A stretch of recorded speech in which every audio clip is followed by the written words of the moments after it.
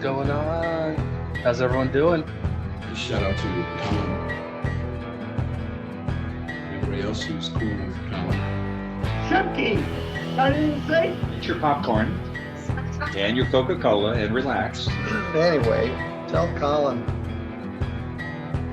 I'm ready.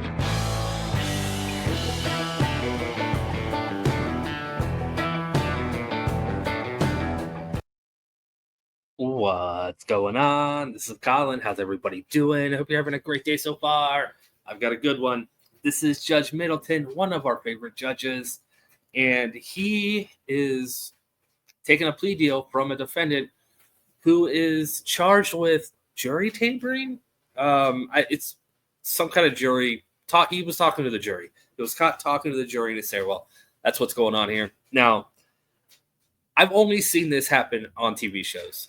In the, 2 or 3 years that I've been watching court dockets on a daily basis, I've never seen this charge. I mean, it exists for a reason. And I know it happens because of all the jury, when a judge gives jury instructions when there's, about to be a break, they're very specific. Don't talk to anybody. Doesn't matter who it is. Do not talk to them. When I was hanging out in the St. Joseph County Courthouse, they didn't know who I was. I was the only spectator sitting there. And Judge Stutzman, during the jury instructions when they're about to break for lunch, even said, don't even talk to that guy. We don't know who he is. Don't talk to him about this. So the instructions are very clear. But yet somehow this still happens. All right, let's go watch it. Before I hit that play button, you know what to do. Hit the like and subscribe. Do your jump kick back lips. Let's go.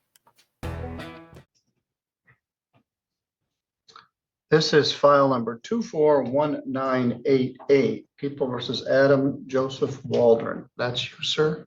Yes, sir. You're charged here with attempting to influence jurors. You did willfully attempt to influence the decision of a juror in a case or argument that was not a part of the proceedings in open court. They charge this as a misdemeanor punishable by up to a year in jail and a fine of up to $1,000. I haven't seen this case charged in many, many years, but it is still on the books. The prosecutor has agreed to reduce that to a charge of attempting to influence a juror. There is no An attempt to influence. I don't know if there is such a thing. I don't think there's an attempt at attempt. The attempt would be 180 day, but I don't think you could do an attempt of an attempt. You've been in custody for 64 days.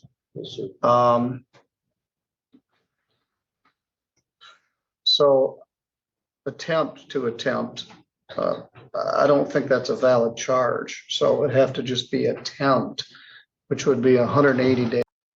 Come on, Judge Middleton. Give him attempt of an attempt. At one point, he thought about attempting to do something that he didn't know how to do, but he was thinking about it and about to attempt it.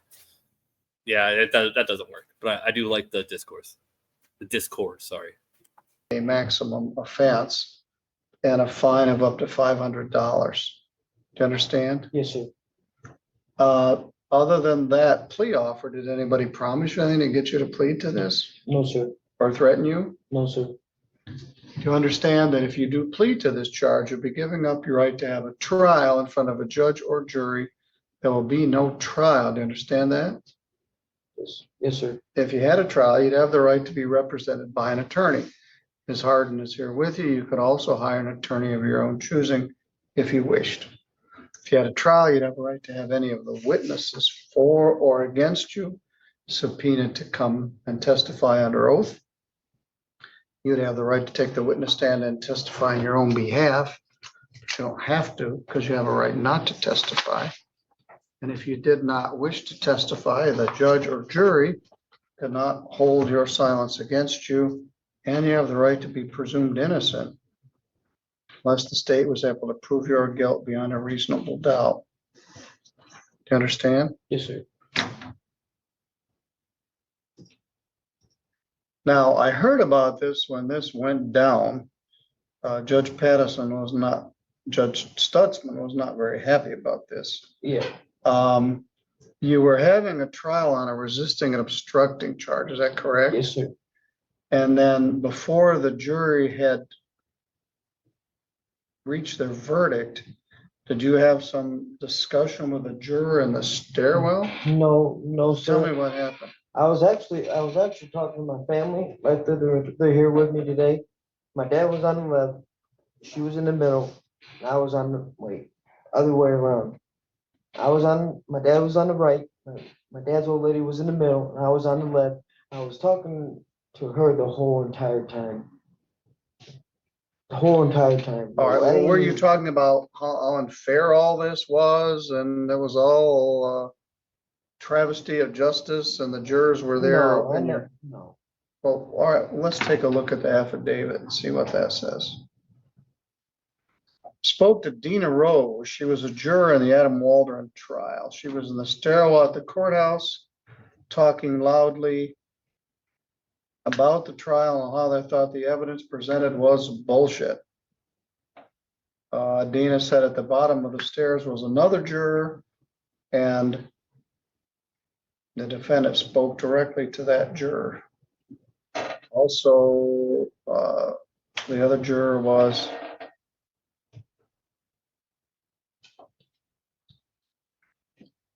anyway, this was a security breakdown. This shouldn't have happened anyway. But apparently you were expressing your opinion about your trial and the jurors were present in the hallway when that happened.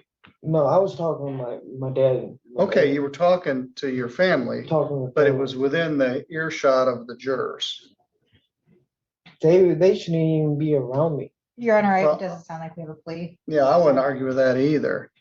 In order to do this, you got to admit that you did something wrong.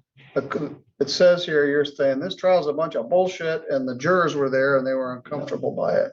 Now, you can certainly express your opinion to your parents about that. Yes, sir. You can say whatever you want.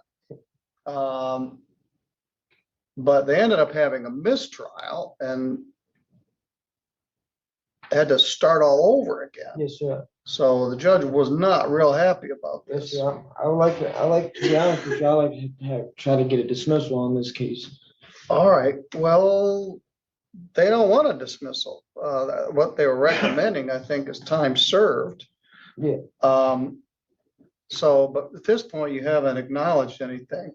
Another option is you could plead no contest to this charge. By pleading no contest, you don't admit what happened. You also don't deny it, and you would allow that a conviction would enter. Are you willing to plead no contest to this charge? Yes, sir. All right. Have you been sentenced on your other cases yet? No. It's still pending, Your Honor. Mr. Knopfinger is his attorney. I've been reaching out to him as far as a status update on that. I know he's still in negotiations with the prosecutor. I was just trying to be done with no. I know I talked to Luke. He came to see me last Thursday and he said he would dismiss this charge and plead the R&O down to a misdemeanor and get time served, no probation. That's not the information I received, Your Honor. Well, I don't need to know that. I don't know what it is. And unless the matter is resolved this year, it'll be in the province of the new prosecutor. Oh, we know who that new prosecutor is. We just watched her swear in. It's about a week ago now. A little over a week. Yeah, it was about a week ago. We'll just keep it at that. Debbie Davis. Let's go. All right. This was just a very interesting case. Again, Judge Middleton hasn't even seen a jury tampering in years. So at least I'm not alone in that. I'm going to let it play out. There's still a good couple minutes left. You guys have a great rest of your day. Please hit that like button if you haven't. Until next time, bye. I'll show this as a no contest plea.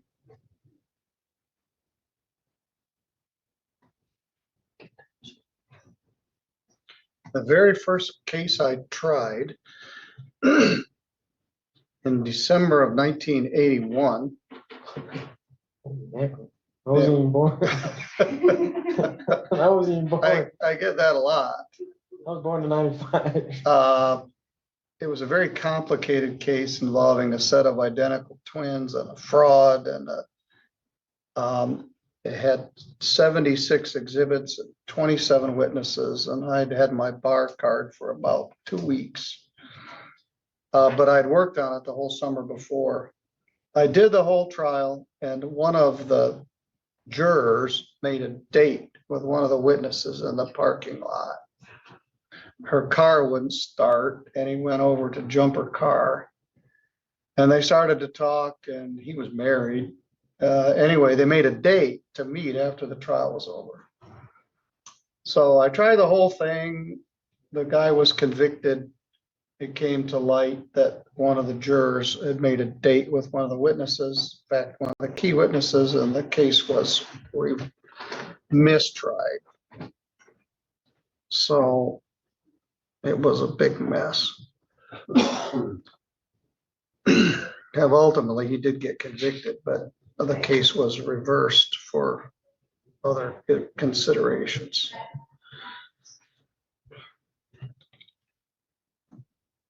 Craig David Neeland was the name of the defendant. I won't say the name of the juror or the witness. Could I ask for sentencing purposes that any allowable fines and costs that the court can waive be waived? Yes, I'm gonna order 63 days in jail, credit 63 days. This is another one where this case doesn't make a lot of difference. The minimum fine of $125 for 2 additional days. Once again, Mr. Waldron, just about everybody this morning that's been in custody, we took care of a matter as one less thing they have to worry about. Yes, sir. I would suggest in the future, you wait till you get out of the courthouse in your car, say whatever you want. Yes, sir. Don't do it in the hallway in front of several You have jurors. my word. All right, you're good to go. Thank you.